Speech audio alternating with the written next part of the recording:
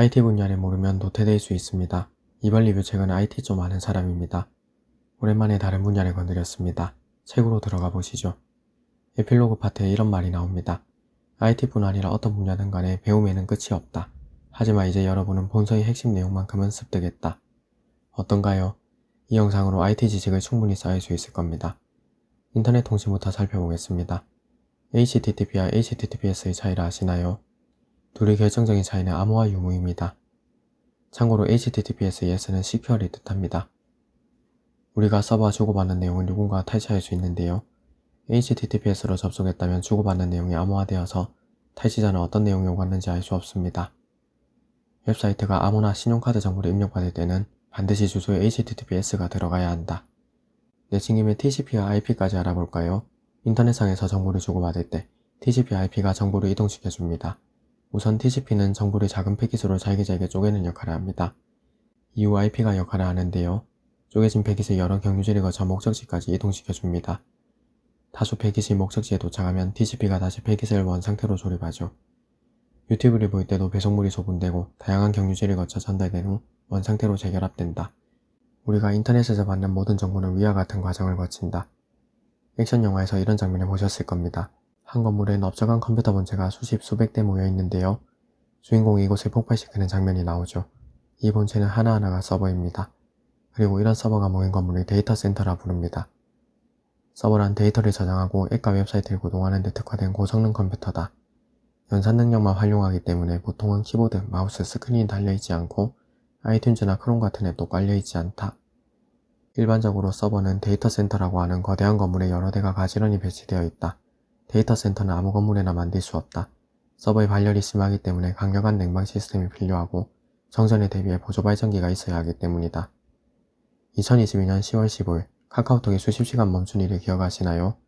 그날 먹통 원인은 카카오 데이터 센터에 발생한 화재였습니다. 서버가 손상을 입었던 것이죠. 이번에는 소프트웨어의 변화를 다루겠습니다. MS 오피스는 구매형에서 구독형으로 바뀌는 중이고 어도비 포토샵이나 프리미어 프로는 이미 구독형으로 변했습니다. 구독형은 매달 요금을 결제하는 방식이죠. 기업은 꾸준한 수익을 얻을 수 있고 소비자는 원하는 기간 동안만 저렴한 가격으로 이용할 수 있죠. 이런 구독형 서비스를 SaaS라고 부릅니다. 비슷한 개념으로 매달 요금을 결제하면 서버를 빌려주는 서비스도 있습니다. 웹사이트를 운영할 때 내 컴퓨터를 24시간 켜두는 대신에 아마존에서 컴퓨터를 빌리는 방식으로 활용하죠. 대표적으로 시장 점유율 1위인 아마존의 아마존 웹 서비스가 있고 그 외에도 마이크로소프트의 애저, 구글의 구글 클라우드 플랫폼이 있죠. 이런 서비스를 이아스라 부릅니다. 남의 컴퓨터를 사용하는 것이니까 클라우드 컴퓨팅이라고도 부릅니다. 클라우드 컴퓨팅 업체는 365일 24시간 서버를 가동해야 하는데요. 하지만 아쉽게도 100% 가동률을 보이지 못합니다. 최고의 클라우드 업체들도 업타임 100%를 보장하지 못한다. 아마존 웹 서비스만 해도 2015년에 다운된 시간이 총 2시간 30분으로 1년 중 약 99.97% 동안 가동됐다. 가동률 100%를 위해서 자체 서버를 구축할 수도 있습니다. 이를 온프레미스라 부릅니다. 그런데 자체 서버도 역시 다운될 수 있어서 클라우드 컴퓨팅보다 뛰어나긴 힘들다고 합니다. 이번에는 랜섬웨어 파트입니다. 랜섬웨어는 파일을 모조리 변형시켜서 사용할 수 없게 만드는 바이러스입니다. 랜섬웨어는 주로 이메일 첨부 파일이나 인터넷에서 다운받은 위험한 파일을 통해 컴퓨터에 들어온다. 그런데 랜섬웨어는 복원키가 있죠. 해커는 파일을 원상 복구하고 싶다면 돈을 보내라고 요구합니다. 랜섬웨어의 피해자가 됐다면 돈을 보내지 않기를 원한다. 해커에게 돈을 보내면 거대한 온라인 범죄 산업 혹은 적성국에 자금이 되는 결과가 발생할 수 있다. 워너크라이머에도 NSA에서 북한 정부를 배후로 지목했다. 이 다음으로 나올 해커의 직업정신이 재밌습니다.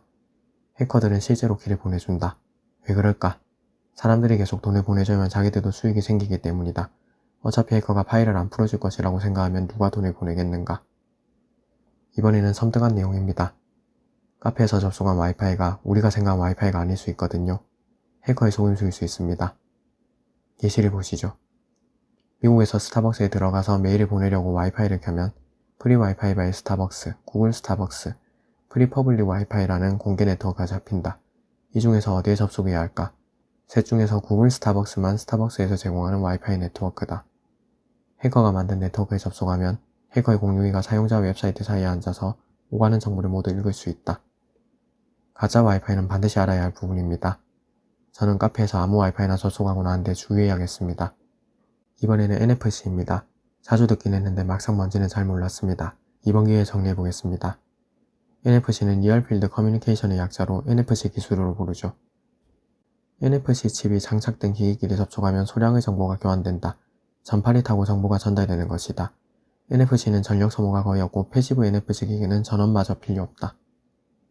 NFC는 휴대폰만 되면 돈이나 정보가 교환되는 편리한 기술이다. 그래서 지금보다 더 다양한 용도로 사용될 잠재력이 있다.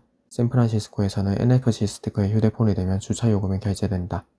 광고나 전단에 NFC 스티커를 붙여놓으면 소비자가 휴대폰으로 더 자세한 내용을 볼 수 있다.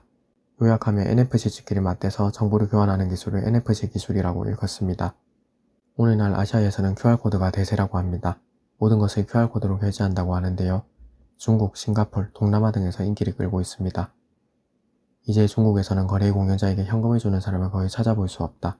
요즘은 어디서든 돈을 낼 일이 있으면 휴대폰에서 QR코드를 스캔한다. 심지어는 QR코드로 적선도 하고 축의금도 낸다. QR코드가 대세가 된 이유는 쉽게 시작할 수 있기 때문이다. QR코드만 인쇄하면 신용카드 리더기나 금전 등록기 같은 특별한 장비가 없어도 누구나 판매자가 될 수 있다. 이번에는 로봇이 인간의 일자리를 뺏어갈 것인지에 대한 내용입니다. 이미 자동차 산업 분야는 로봇이 사람을 거의 대체했다고 예전에 들은 적이 있습니다.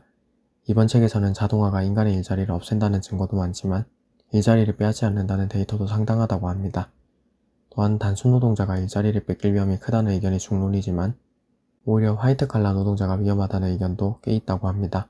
그래서 결론은 전문가들끼리도 견해가 제각각입니다. 이번에는 가짜 영상, 즉 딥페이크의 생성 과정입니다. 요약하면 두 개의 신경망을 만드는데 한 신경망에는 생성망 역할을 부여하고 반대편 신경망에는 판별망 역할을 부여합니다. 이런 대결 구도 속에서 생성망은 더욱더 진짜 같은 가짜를 만들려고 하고 판별망은 더욱더 정확하게 진위를 가려내려고 한다. 두 신경망은 상호학습을 통해 꾸준히 개선되고 결국에 가서는 생성망이 놀라울 만큼 진짜 같은 가짜를 만들어낸다. 책의 내용이 상당히 다채롭습니다. 영상으로 소개해드리진 못했지만 디벨과 다크웹, 중간자 공격, 망중립성, 이칠권리, 자율주행차 등 재밌는 부분이 많습니다. 저자 셋은 미국의 빅테크 기업의 종사자입니다. 각각 구글, 마이크로소프트, 페이스북에서 프로덕트 매니저를 맡고 있죠. 전문가들이 썼지만 일반인 용어로 쉽게 쓴 것이어서 부담없는 책이었어요. 시간이 되면 이 책을 읽어보세요. IT 분야의 이해도가 급등할 겁니다.